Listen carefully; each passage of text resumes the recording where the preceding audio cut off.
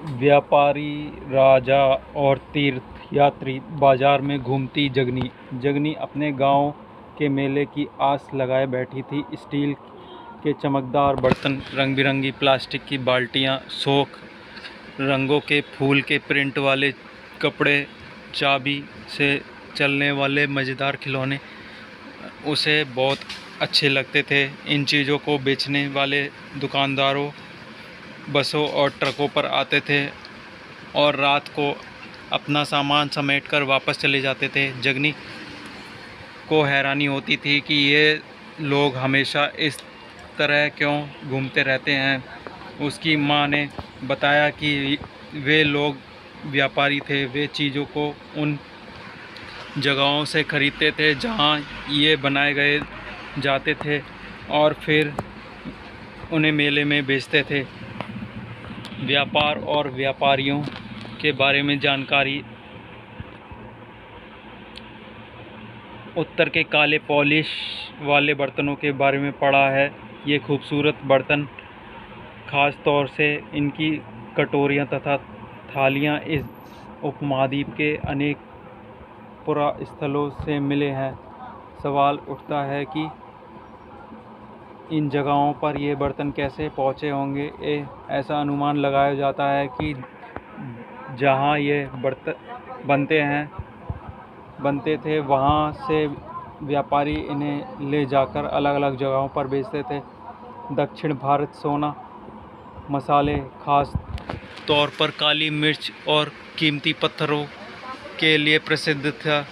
काली मिर्च की रोमन राज्यों में अपनी मांग थी कि इसे काले सोने के नाम से बुलाते थे। व्यापारी इन सामानों को समुद्री जहाज और सड़कों के रास्ते रोम पहुंचाते थे। दक्षिण भारत में ऐसे अनेक रोमन सोने के सिक्के मिले हैं। इससे यह अंदाज़ा लगाया जाता है कि उन दिनों रोम के साथ बहुत अच्छा व्यापार चल रहा था। व्यापार से जुड़ी एक कविता। व्यापार के प्रमाण हमें संगम कविताओं से भी मिलते हैं। नीचे लिखी कविता में पूर्वी समुद्र तट पर स्थित पुहार पतन पर लाए जाने वाले माल का वर्णन मिलता है। समुद्री जहाज़ों पर लाए गए तेज तर्रार घोड़े, गाड़ियों पर काली मिर्च की गठरियाँ, हिमालय से मिले रत्न और सोना, दक्षिण में पहाड़ियों से चंदन की लकड़ियाँ, दक्षिण सागर के मोती और पूर्वी सागर के मूंगे, गंगा और कावेरी के फसलें, श्रीलंका से आए खाद्यान, म्यांमार के बने मिट्टी के बर्तन और दुर्लभ कीमती आयात। व्यापार ने कई समुद्री रास्ते खोज निकाले। इनमें से कुछ समुद्र के किनारे चलते थे और कुछ अरब सागर और बंगाल की खाड़ी पार करते थे। नाविक मानसूनी हवा का फ़ायदा उठाकर अपनी यात्रा जल्दी पूरी कर लेते थे। वे अफ्रीका या अरब के पूर्वी तट से इस महाद्वीप के पश्चिमी तट पर पहुंचना चाहते थे तो दक्षिणी पश्चिमी मानसून के साथ चलना पसंद करते थे। इन लंबी यात्राओं के लिए मजबूत जहाज़ों का निर्माण किया जाता था। समुद्र तट से लगे राज्य। इस महाद्वीप के दक्षिणी भाग में बड़ा तटीय प्रदेश है। इनमें बहुत से पहाड़, पठार और नदी के मैदान हैं। नदियों के मैदानी इलाकों में कावेरी का मैदान सबसे उपजाऊ है। मैदानी इलाकों तथा तटीय इलाकों के सरदारों और राजाओं के पास धीरे धीरे काफ़ी संपत्ति और शक्ति हो गई। संगम कविताओं में मूवेंदार की चर्चा मिलती है। यह एक तमिल शब्द है जिसका अर्थ तीन मुखिया है। इसका प्रयोग शासन परिवार के मुखियाओं के लिए किया गया है। ये थे चोल, चेल और पांड्य, जो करीब 2300 साल पहले दक्षिण भारत में काफ़ी शक्तिशाली माने जाते थे। इन तीनों मुखियाओं के अपने दो दो सत्ता केंद्र थे। इनमें से एक तटीय हिस्से में, दूसरा अंदरूनी हिस्से में था। इस तरह 6 केंद्रों में से 2 बहुत महत्वपूर्ण थे। एक चोलों का पतन पुहार या कावेरीपट्टिनम, दूसरा पांड्यों की राजधानी मदुरै। ये मुखिया लोगों से नियमित कर के बजाय उपहारों की मांग करते थे।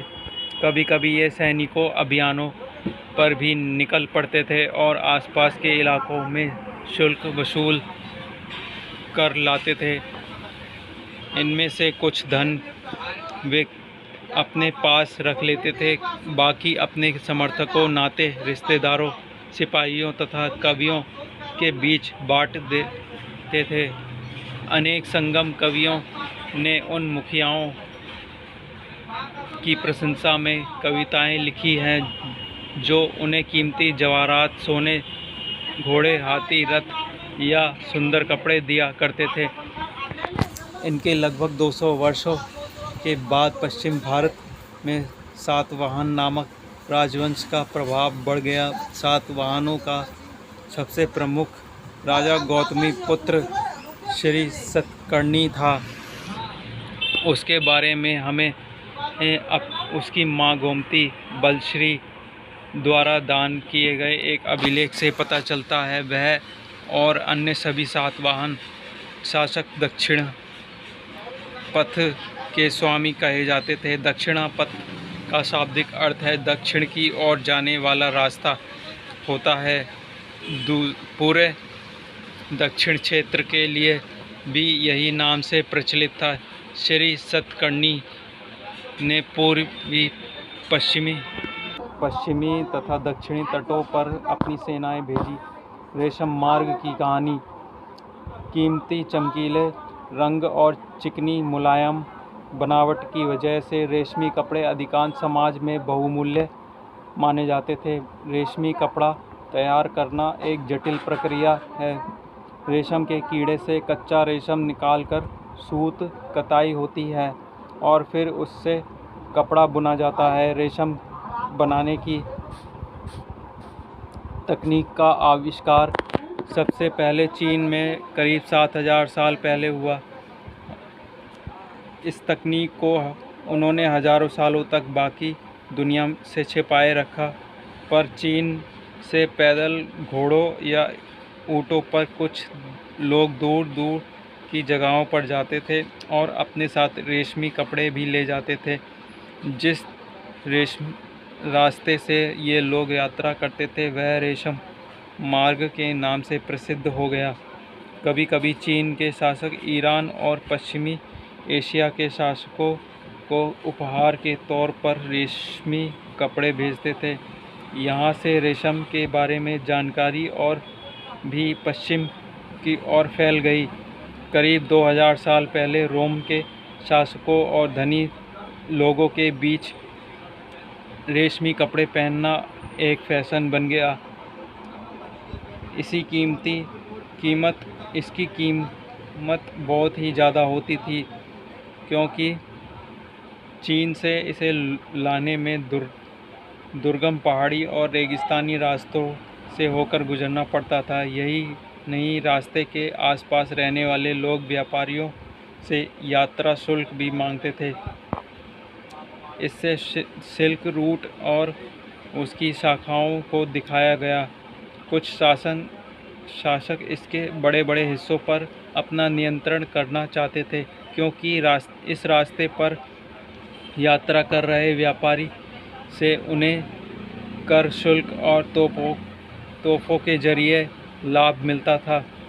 इसके बदले ये शासक इन व्यापारियों को अपने राज्य से गुजरते वक्त लुटेरों के आक्रमणों से सुरक्षा देते थे। सिल्क रूट पर नियंत्रण रखने वाले शासकों में सबसे प्रसिद्ध कुषाण थे।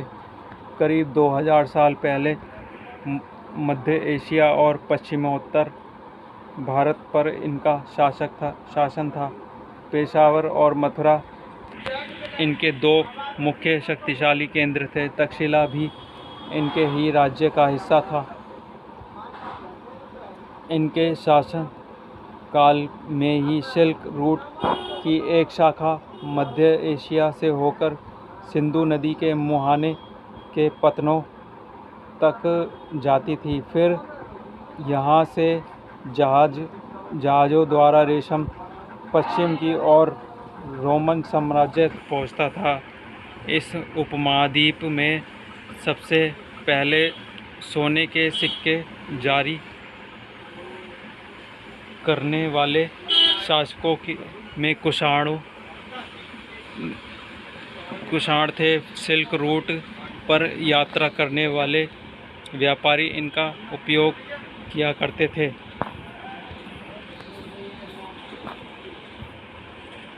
बौद्ध धर्म का प्रसार कुषाणों का सबसे प्रसिद्ध राजा कनिष्क था। उसने करीब 1900 साल पहले शासन किया था।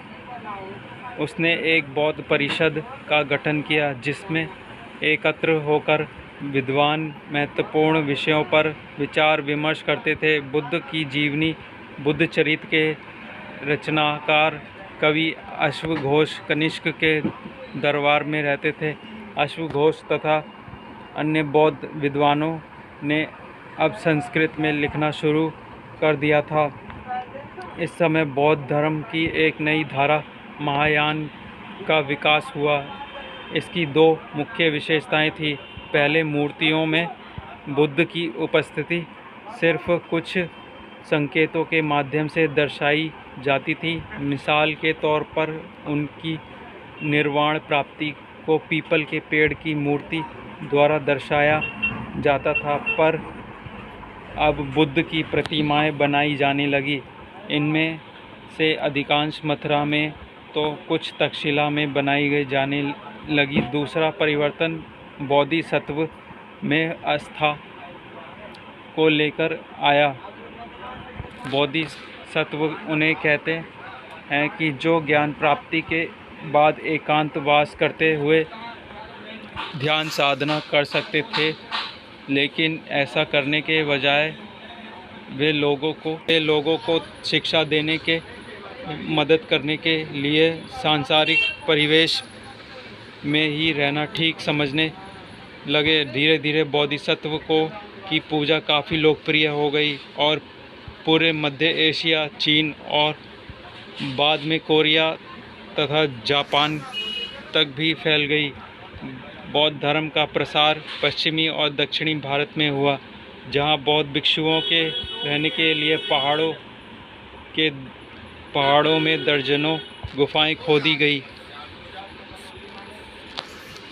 इनमें से कुछ गुफाएं राजाओं और रानियों के आदेश पर बनाई गई तो कुछ व्यापारियों और कृषकों द्वारा। इनमें से ज़्यादातर गुफाएं पश्चिमी घाट के दर्रों के पास बनाई गई थी। दक्कन के शहरों और तटों के समृद्ध बंदरगाहों और इन्हें जोड़ने वाली सड़कें भी इन्हीं दर्रों से होकर गुजरती थी। ऐसा लगता है कि यात्रा करने वाले व्यापारी इन गुफाओं वाले मठों में विश्राम के लिए रुकते थे। बौद्ध धर्म दक्षिण पूर्व की ओर श्रीलंका, म्यांमार, थाईलैंड तथा इंडोनेशिया सहित दक्षिण पूर्व एशिया के अन्य भागों में भी फैला।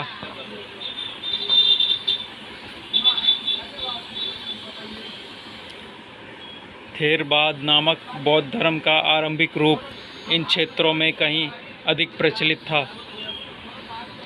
तीर्थयात्रियों की जिज्ञासा, व्यापारी काफिलों में तथा जहाज़ों पर दूर दूर जाया करते थे। बहुत से तीर्थयात्री भी उनके साथ यात्रा पर निकल पड़ते थे। इस तरह भारत की यात्रा पर आया चीनी बौद्ध तीर्थयात्री फा सियान काफ़ी प्रसिद्ध था। वह करीब 1600 साल पहले आया। स्वयं सियांग 1400 साल पहले भारत आया और उसके करीब 50 साल बाद इत्सिंग आया। वे सब बौद्ध के जीवन से जुड़ी जगहों और मठों को देखने के लिए भारत आए थे। इनमें से प्रत्येक तीर्थ यात्री अपनी यात्रा का वर्णन लिखा। उन्होंने अपनी यात्रा को लिखने के दौरान आई मुश्किलों के बारे में भी लिखा। इन यात्राओं में कई वर्ष लग जाया करते थे। जिन देशों और मठों को उन्होंने देखा उनके बारे में उन्होंने लिखा। उन किताबों के बारे में उन्होंने लिखा जिन्हें वे अपने साथ। फासियान चीन वापस कैसे लौटा? फासियान अपने घर चीन वापस लौटने के लिए अपनी यात्रा बंगाल से शुरू की। वह व्यापारियों के लिए के एक जहाज़ पर चढ़ा। मुश्किल से वे 2 दिन ही चल पाए थे कि एक समुद्री तूफ़ान में फंस गए। व्यापारी अपने जहाज़ को डूबने से बचाने के लिए उनमें से अपने माल को फेंककर जहाज़ को हल्का करने की कोशिश करने लगे। फासियान ने भी अपने सामान को फेंक दिया, पर अपनी उन पनडुब्बियों और बुद्ध की मूर्तियों को नहीं फेंका जिन्हें उसने अपनी भारत यात्रा के दौरान संकलित की थी। अंततः 13 दिन के बाद आंधी रुकी। उसने समुद्र का वर्णन इस प्रकार किया है। समुद्र असीम है। सूर्य, चंद्र, चाँद या तारों की गति को देखे बिना यह पता लगा पाना असंभव है कि पूर्व किधर है या पश्चिम किस दिशा में है। अगर बरसात और अंधेरा हो तो जहाज़ को हवा की रुख में ले जाने के अलावा और कोई चारा नहीं। जावा पहुंचने में उसे 90 दिन से भी अधिक लगे। वहाँ वह 5 महीने के लिए रुका। इसके बाद उसने दूसरे व्यापारी जहाज़ शियांग भूमार्ग से चीन वापस लौटा। उसने सोने, चांदी और चंदन की लकड़ी की बनी बुद्ध की मूर्तियाँ तथा 600 से अधिक ज़्यादा पांडुलिपियाँ एकत्र की थी। इन्हें वह लगभग 220 घोड़ों पर लाद कर ले गया, पर इनमें से 50 पांडुलिपियाँ उस समय खो गई जब सिंधु नदी पार करते हुए उसकी नाव उलट गई। अपने जीवन का बाकी हिस्सा उसने बची हुई पांडुलिपियों का संस्कृत में चीनी अनुवाद करने में लगा दिया। नालंदा शिक्षा का एक विशिष्ट केंद्र।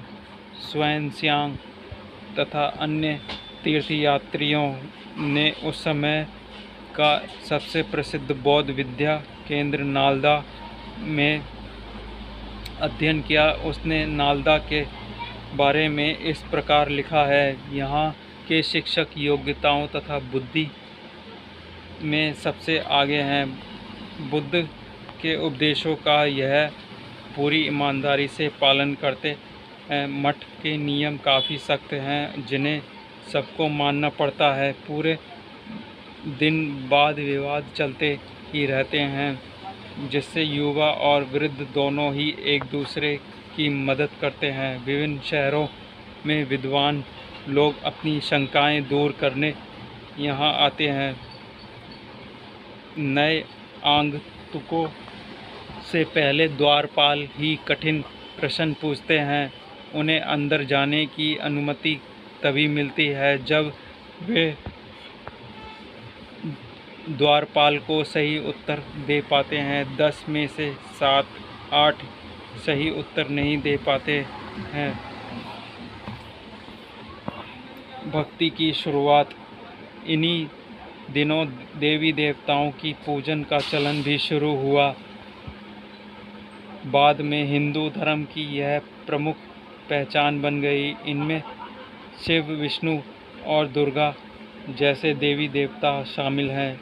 इन देवी देवताओं की पूजा भक्ति परंपरा के माध्यम से की जाती है। भक्ति उस समय काफ़ी लोकप्रिय परंपरा बन गई। किसी देवी या देवता के प्रति श्रद्धा को ही भक्ति कहा जाता है। भक्ति का पथ सबके लिए खुला था, चाहे वह धनी हो या गरीब, ऊंची जाति का हो या नीची जाति का, स्त्री हो या पुरुष।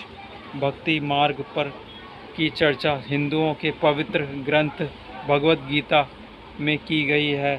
भगवद गीता महाभारत का एक हिस्सा है। इसमें भगवान कृष्ण अपने भक्त और मित्र अर्जुन को सभी धर्मों को छोड़कर उनकी शरण में आने का उपदेश देते हैं, क्योंकि केवल कृष्ण ही अर्जुन को सारी बुराइयों से मुक्ति दिला सकते हैं। पूजा का यह रूप धीरे धीरे देश के विभिन्न भागों में फैलने लगा। भक्ति मार्ग अपनाने वाले लोग आडंबर के साथ पूजा पाठ करने के बजाय ईश्वर के प्रति लगन और व्यक्तिगत पूजा पर जोर देते थे। भक्ति मार्ग अपनाने वालों का यह मानना है कि अगर अपने आराध्य देवी या देवता को सच्चे मन से पूजा की जाए तो वह उसी समय उसी रूप में दर्शन देंगे जिसमें भक्त उसे देखना चाहता है। इसलिए आराध्य देवी या देवता मानव के रूप में भी हो सकते हैं या फिर सिंह, पेड़ या अन्य किसी भी रूप में। जैसे इस विचार को समाज द्वारा स्वीकृति मिलती गई, कलाकार देवी देवताओं की एक से बढ़कर एक खूबसूरत मूर्ति तैयार करने लगे।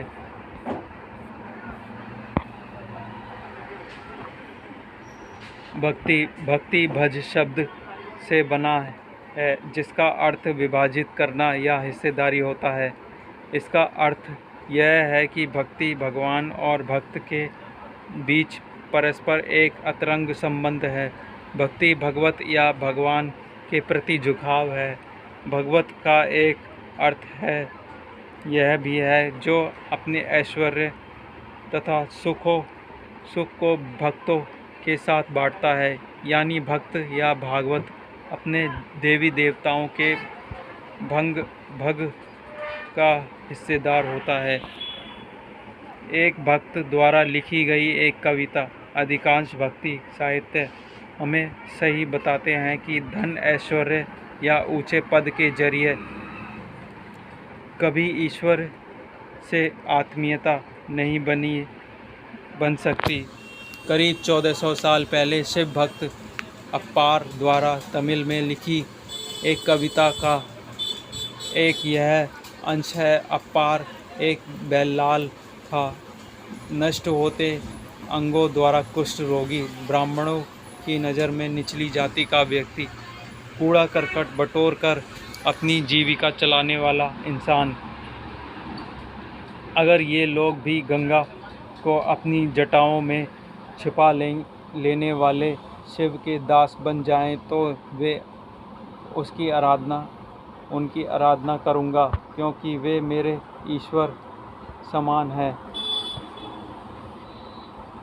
देवी देवताओं का विशेष सम्मान होता है, इसलिए विशेष जगहों पर ही इनकी मूर्तियों को रखा जाता था। इन स्थानों को वे ही मंदिर कहते थे। भक्ति परंपरा ने चित्रकला, शिल्पकला और स्थापत्य कला के माध्यम से अभिव्यक्ति की प्रेरणा दी है। हिंदू शब्द इंडिया